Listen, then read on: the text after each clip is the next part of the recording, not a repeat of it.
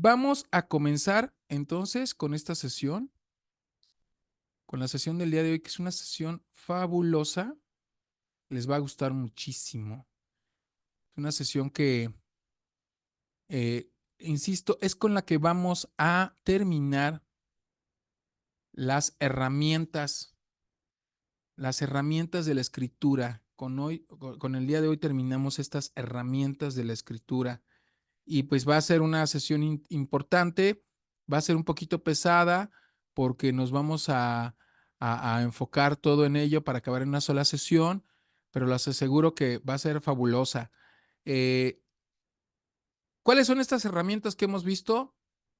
La estructura y la trama en la novela, el conflicto y el cambio, la voz del narrador, el personaje como motor de la historia.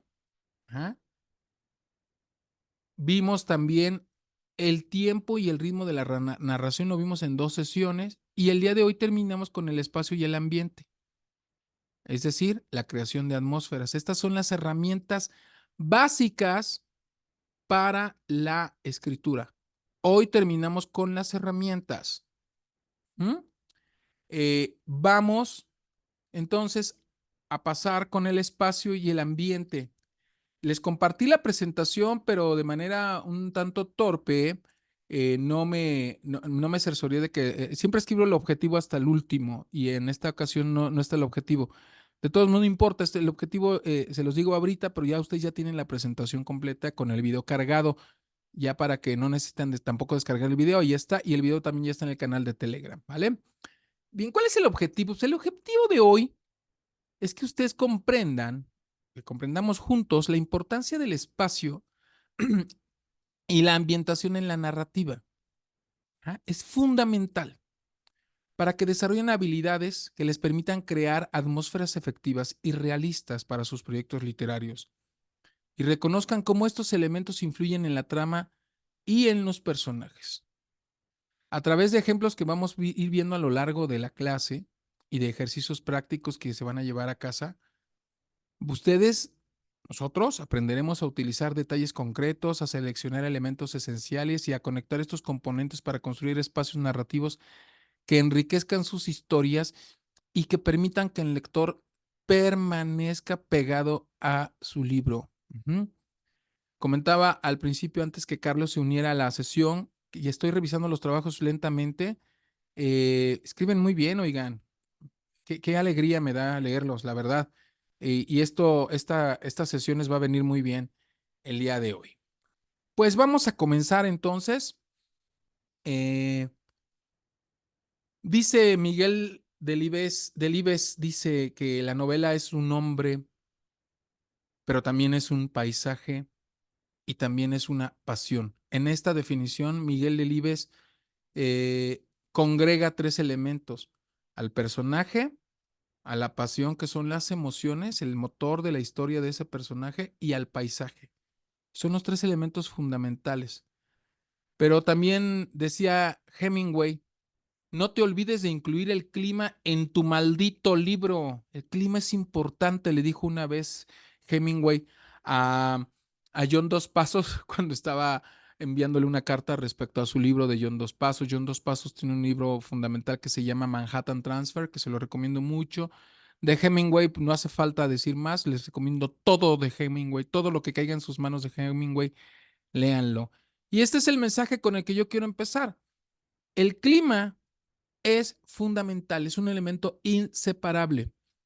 Hay un libro que se llama Saber Narrar, no se los recomiendo ese, es nada más un comentario, donde habla distintos aspectos sobre los personajes, sobre la trama, sobre el tiempo de la narración y el tiempo de la historia, etcétera. Pero el libro no habla del paisaje, no habla del clima, de la atmósfera, del espacio. Y pues caramba, o sea, ¿qué pasó ahí, no? Es fundamental hablar del espacio. ¿Mm? Por esto voy a comenzar este tema con un ejercicio de imaginación con todos ustedes. Imagínense que un escritor principiante escribe una novela termina de escribir su novela y se siente muy orgulloso de ella. La trama, el conflicto de esta novela gira en torno a un hombre que deja una huella nefasta y maldita a su paso por una casa de huéspedes. El hombre deja una huella maldita, hace cosas inenarrables en esta casa de huéspedes. Ok, pero la casa de huéspedes resulta que en la novela nunca aparece descrita. Se trata de un espacio etéreo, sin referentes físicos, sin referencias temporales, sin ningún vínculo emocional, ningún vínculo que nos permita imaginar esa casa de huéspedes, ningún vínculo con la historia, es decir, con lo que se está narrando, con el conflicto, con la trama, ni con el tiempo de la narración, no se describe nada. ¿Qué pasó? Pues resulta que este escritor principiante piensa que al envolver el espacio en la bruma, al dejarlo así en la indefinición, la lectura será más sugerente, más misteriosa, más experimental, ¿no? Ok, él decidió hacerlo así, está convencido de las bondades de su trabajo, de generar este dispositivo imaginativo de esa casa de huéspedes no descrita. Termina su novela, la envía a varias editoriales y ¿qué pasa? Todas lo rechazan, todas. Chihuahua. Lo envió a 6 editoriales y todas las editoriales lo rechazaron. Lo envió a concursos y en ningún concurso fue seleccionado, ni siquiera como semifinalista o como finalista o como mención honorífica. Cuando se le pasa la indignación y por fin puede releer la novela con cierto grado de objetividad, porque los autores a veces nos cuesta trabajo ser objetivos, entiende que se trata de un artefacto narrativo fallido, una narrativa fallida. ¿Por qué? Pues porque entre otras cosas la historia se desarrolla en un limbo intangible. No hay espacio, no hay un espacio objetivo donde se desarrolle la historia, donde convivan los personajes, donde se mueva la trama, donde los personajes estén en conflicto. ¿Y qué pasa con lo que es intangible? ¿Qué pasa con estos limbos intangibles que a veces encontramos en muchos libros? Con estas representaciones abstractas, pues no funcionan en la narrativa. Podrán funcionar en la poesía muy bien. Bueno, deberá también, deberemos que ver qué pasa con la propuesta poética, pero no funcionan en la narrativa. La narrativa es el arte de la concreción, de lo específico. Acuérdense cuando vimos las emociones de los personajes, cuando les dije, métanse a las emociones de ustedes, a los pensamientos, a los sentimientos, a las desviaciones, conózcanlas y no digan, este personaje es loco, está loco. No, nárrenlo. Narren elementos concretos y específicos que le den cuenta al lector de que ese personaje está loco. Porque sí, sí, es que la amaba muchísimo. No me digas que la amaba muchísimo. Dime aspectos que me puedan a mí como lector representar en mi mente que este personaje amaba muchísimo a ese personaje femenino o masculino. ¿Mm? Esos divinos detalles, como decía Vladimir Nabokov. Lo hemos visto en las tramas. Estas tramas dijimos que tienen que ser verosímiles, incluso tratándose de ciencia ficción debe haber similitud. Los personajes deben tener vida, incluso tratándose de escenarios imaginarios o en un futuro lejano, o ya en un futuro pasado histórico donde ya todos murieron por la época. Los tiempos deben gestionarse de manera inteligente con la economía narrativa para no dormir o ahuyentar al lector. Y por supuesto, entonces, los espacios tienen que dejarse habitar y recorrer por los personajes.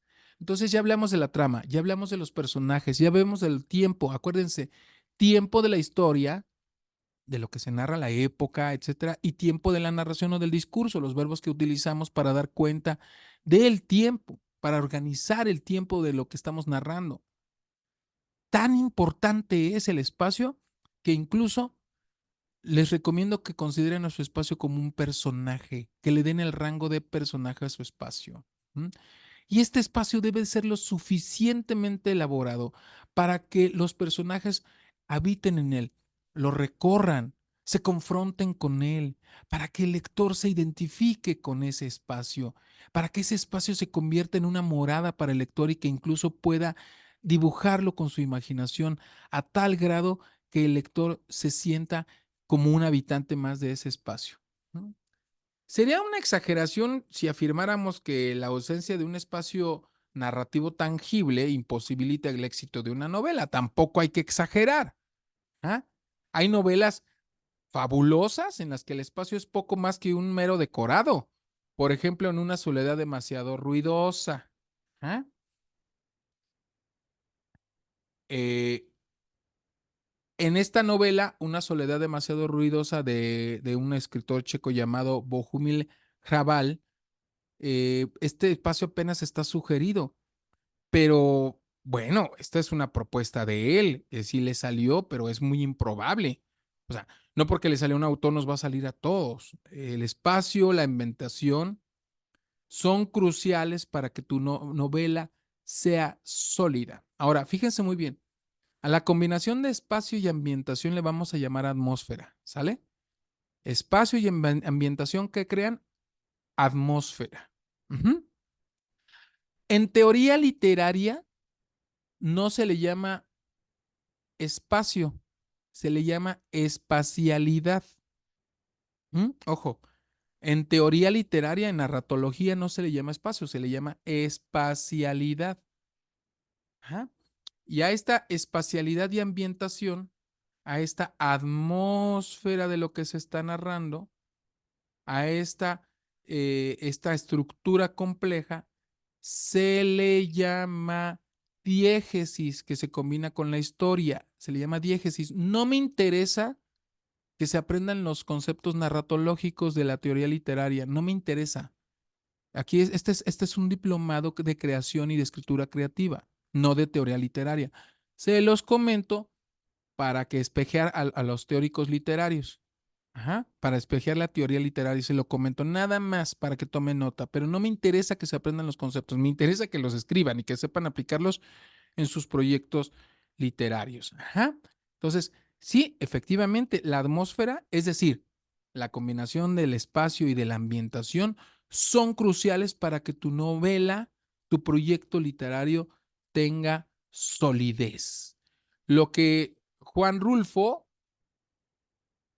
nos cuenta en Pedro Páramo, por ejemplo, no pueden morirse, tienen prohibido morir si no han leído Pedro Páramo, ¿eh? O sea, aquí en México tenemos muchísimos genios y uno de esos genios, uno de los pocos, digamos, de los tres malditos genios de la literatura mexicana, uno de esos tres es Juan Rulfo y al lado de él está Octavio Paz. Por supuesto, Octavio Paz está en el centro, pero Juan Rulfo es un dios definitivo, una referencia definitiva de la narrativa mexicana, que es con solamente dos libros, uno de relatos y una novela llamada Pedro Páramo, se posicionó de manera inmediata en la literatura universal, ¿no? Entonces, ¿qué pasa en Pedro Páramo de Juan Rulfo?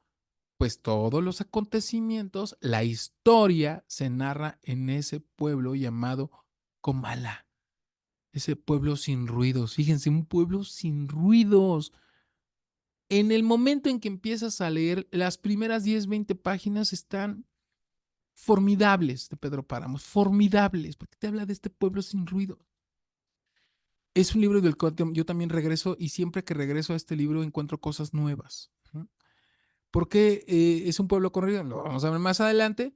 Es un pueblo hecho de casas vacías y de aire caliente. Incluso si ustedes observan, Comal aparece como el femenino de Comal. Sí, efectivamente, es una zona árida y cálida. Cálida, cálida, cálida, ardiente como un comal. Ajá. Vamos a ver más adelante qué representa eso. Tampoco es casual que la historia de Yasmín Ward, que se llama Quedan los huesos, se desarrolle en ese lugar llamado Bois. Se escribe Bois. Bois. Ese es un lugar donde son frecuentes los huracanes. Es un pueblo inventado del Golfo de Mississippi. Lo inventó esta autora. Hay otro pueblo que no es, hay otra ciudad, no es pueblo, es una ciudad no es inventada, sí existe, pero está reconstruida por la mente de Sandor Maray. Sandor Maray o Sandor Maray, como ustedes lo quieran pronunciar, eh, reescribe, reconfigura esta representación de Budapest. Ajá. O lo mismo ocurre con el el mejor novelista de todos los tiempos, Dostoyevsky, por ejemplo, con San Petersburgo. O sea, San Petersburgo, el San Petersburgo de Dostoyevsky te muestra desde las casas más adineradas de la clase alta hasta las zonas más lumpen, totalmente paupérrimas, la pauperización de la sociedad, ¿no? Las cantinas, los bares, los recovecos que están entre uno y otro de los rincones de la ciudad. Ese es Dostoyevsky, ese es el San Petersburgo de Dostoyevsky, ¿no? También está Newark de Philip Roth, por supuesto, uno de mis autores favoritos. Newark existe, de hecho Newark es la ciudad natal de Bruce Springsteen en New Jersey, colindante, me parece que es colindante con Nueva York. Eh, también importante para la trilogía, para gran parte de la trilogía americana de Philip Roth. Ajá. También él tiene un personaje que se llama, ay, se me olvidó, ahorita me voy a acordar del nombre de este personaje de Philip Roth. Este, en fin, también está este pueblo de Faulkner llamado Yognapataufa, Yognapataufa County o simplemente Yognapataufa de William Faulkner. ¿Ah? Yognapataufa no existe, al igual que la Tierra Media. Yognapataufa de Faulkner es una ciudad imaginaria que crea Faulkner en su imaginación, en donde se desarrollan muchas de sus historias. En la ciencia ficción y la novela de fantasía encontramos la Tierra Media de Tolkien, por ejemplo, y como no, o sea, este gran estructura geográfico-narrativa llamada Westeros de George R. Martin en Juego de Tronos, ¿no? Y por supuesto, Narnia, este gran universo de C.S. Lewis. Una de las primeras cuestiones que todo escritor debe plantearse antes de escribir, antes de comenzar a estructurar su proyecto narrativo, especialmente tratándose de una novela, es dónde ocurren las cosas, dónde va a ocurrir tu historia. ¿Por qué? Pues porque el lugar determina la acción y buena parte de la manera de actuar de tus personajes. Miren, aquí está Comala. Y sí, o sea, cuando tú comienzas a leer y comienzas a dibujar en tu imaginación Comala, es en serio, o sea, el mismo lugar determina la acción. Determina el ambiente. Es un pueblo árido, caliente, pero además vas avanzando en la narrativa de Comala y sientes una especie como de escorzor, de miedo. Dices, ¿dónde estoy metido? Porque es mágica la narrativa de Rulfo a tal grado de que el lector se imbuye dentro de este espacio, dentro del espacio geográfico narrativo de Comala. Ajá. Y también los personajes actúan en concordancia con el espacio, ¿no? Entonces, esto es fundamental. Del lado izquierdo encuentran ustedes a Westeros, que es la región donde se encuentran los 7 reinos de Game of Thrones. Por supuesto que si ustedes han visto la serie o han leído los libros, les recomiendo ampliamente las dos cosas, ver la serie o leer los libros. Ampliamente se los recomiendo las dos. Entenderán que la casa de los Lannisters es un terreno muy pequeño, pero con muchísima ambición. Además, es un pueblo con muchísimo dinero. Ajá, y que tiene ambición de colonizar a los otros reinos. El reino con el que primeramente se encuentra es que con el de los Tyrell, de los Tully, después con la muerte de Jon Arryn, se comienza poco a poco a apoderar de la casa de los Arryn. Aparentemente asesinan a todos los Targaryen y son todos estos pueblitos que están alrededor. Esto es el desencadenante de la historia. Entonces, tú cuando estás viendo la historia, cuando estás viendo la serie de televisión, por eso la serie de televisión comienza, la intro es el mapa de Game of Thrones. Y si tú pones atención conforme va avanzando cada capítulo y cada temporada, el mapa se va reconfigurando, porque el mapa va reconfigurando la historia y viceversa. La historia va reconfigurando el mapa. Ajá. Entonces, esto es fabuloso, fabulosísimo. No pueden dejarlo de lado este elemento que nos propone George R. R. Martin en Juego de Tronos. Y por otra parte tenemos a la Tierra Media. La Tierra Media de Tolkien, cuyo punto de partida es la aldea, bueno, al menos en las películas, que lo condensan muy bien, la aldea donde sale Frodo en busca del anillo, donde se arma esta llamada comunidad del anillo y se hace un recorrido en esta secuela para conseguir el anillo, ¿no? Hay una mitología allí importante y muy compleja también en Tolkien en torno a el recorrido de la Tierra Media y como una parte del recorrido del héroe que lo vamos también a ver un poquito más adelante, una propuesta muy bien establecida por John Campbell estas 7 etapas del héroe.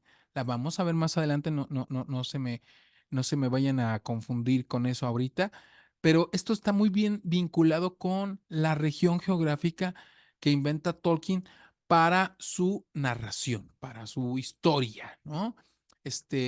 En fin, ¿en dónde suceden las cosas? Repito, una de las primeras cuestiones que todo escritor debe plantearse es dónde suceden las cosas. Y como lectores también. Si ustedes están leyendo un libro, pregúntense, ¿dónde está ocurriendo esto? ¿Qué onda con esto? ¿Dónde es? ¿No? Hay un libro de Fernanda Melchor, que se los recomiendo muchísimo, que se llama Temporada de Huracanes. Ha sido uno de los libros más vendidos en la historia de la literatura mexicana. Honestamente, a mí no me gusta tanto como mucha gente se ha apasionado con ese libro. Este, pero el libro, una de las grandes virtudes es que te dibuja de manera muy precisa, concreta, clara, inteligible, inteligente y verosímil lo que es el infierno en Veracruz. es, es maravilloso en eso. Entonces, en cuanto comienza a dibujar lo que es Veracruz, Fernanda Melchor en su narrativa, wow, te queda. La maestría de Fernanda Melchor es esa descripción de los espacios, ¿no? José Saramago, por ejemplo, en el ensayo sobre la ceguera, nos dibuja un ensayo, un ensayo de espacio distópico donde ocurre la historia. Es este espacio que puede ser cualquier espacio, pero es un espacio distópico con el que nos identificamos plenamente gracias a las descripciones del narrador de ensayos sobre la ceguera, ¿no? Entonces, ¿dónde suceden las cosas? Es importantísimo. No se pueden olvidar de ese elemento. Entonces, antes de continuar, vamos a aclarar algunos aspectos. El primer aspecto que vamos a aclarar es el del espacio, la trama y los personajes. Ya estamos vinculando el espacio con la trama, es decir, con el conflicto, con eso que vas a contar y con los personajes que van a ser el motor de tu historia. El espacio narrativo es el lugar específico donde se desarrolla tu historia, tu trama. Ahí, ese espacio.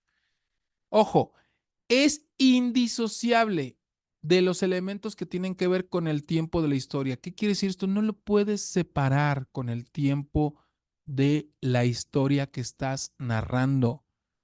Tanto el tiempo atmosférico, es decir, la vinculación del espacio, ¿m?, con lo que ocurre en esos espacios y con lo cronológico, con el tiempo organizado de lo que tú estás narrando.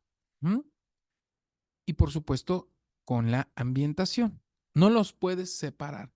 Ese espacio debe ir de la mano de estos elementos. No se puede separar. Porque si se separa, se rompe. Y si se rompe, tu novela va a ser un proyecto fallido. Ojo con esto, porque hay muchísimos libros de escritores, noveles, no noveles, cuidado, noveles, o sea, novatos, que tienen una buena anécdota, una buena historia, personajes interesantes, pero al momento en que lo ponen a jugar en un espacio, se olvidan de desarrollar este espacio y se rompe. Los personajes no los puedes poner a flotar en el aire, tienes que trabajar el espacio y la ambientación. ¿A qué se refiere la ambientación ya de forma más, más precisa? Ah, perdón. Me faltó aclarar. Lo atmosférico, ¿a qué nos referimos con lo atmosférico? El clima. ¿En qué estación del año estás? ¿Qué fenómenos meteorológicos? Piensa en el frío o piensa en la ola de calor que acaba de pasar y que estamos a punto de comenzar la tercera ola de calor la próxima semana, supuestamente. Piensa en qué estación del año estamos. Ya comenzamos verano hace algunos días. Piensa en otro tipo de fenómeno meteorológico o fenómeno de otra naturaleza, por ejemplo, un sismo. Hay un libro de Verónica González Yaca que se llama La herencia, que hacia el desenlace de la historia ocurre un sismo. ¿Mm? Un sismo, en plena historia ocurre el sismo del 85. Es un sismo ubicado históricamente y lo cual dota a la narrativa de un sentido muy verosímil. ¿Mm? Entonces piensa en todos esos fenómenos. Cuando hablamos de lo atmosférico, piensa en todos estos fenómenos meteorológicos. Y lo cronológico, acuérdate, ya lo vimos, es el tiempo en la narración, la hora del día, el mes, la época del tiempo de la historia donde te encuentras. Acuérdate eso ya lo vimos. ¿Mm? Ok. Eh, ambientación, ahora sí, a menudo se refiere a elementos más generales, como qué, como el tono, la actitud del narrador hacia lo que estás narrando o los estados de ánimo vinculados al espacio narrativo. ¿Qué estados de ánimo te suscita un determinado espacio narrativo? Juntos, el espacio narrativo y la ambientación van a formar la atmósfera de tu novela. El espacio y la ambientación van a formar la atmósfera de tu novela.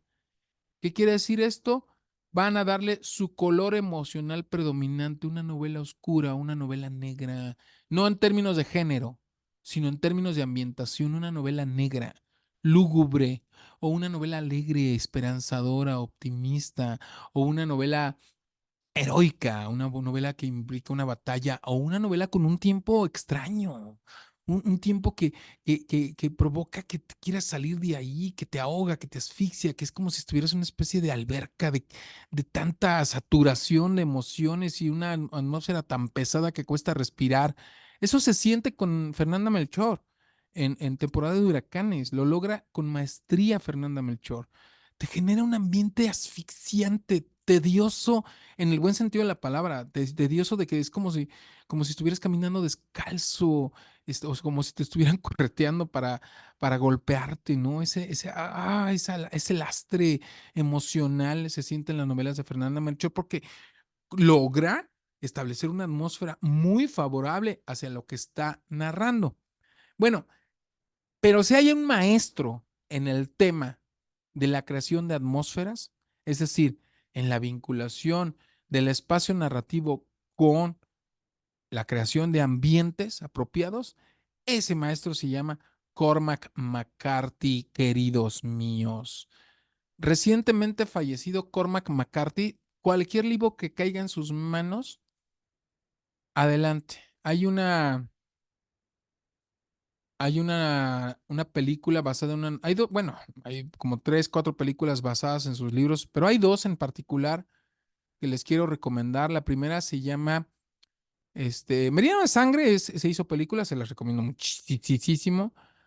Hay otra que se las recomiendo también muchísimo que se llama No es lugar para los débiles o Sin lugar para los débiles.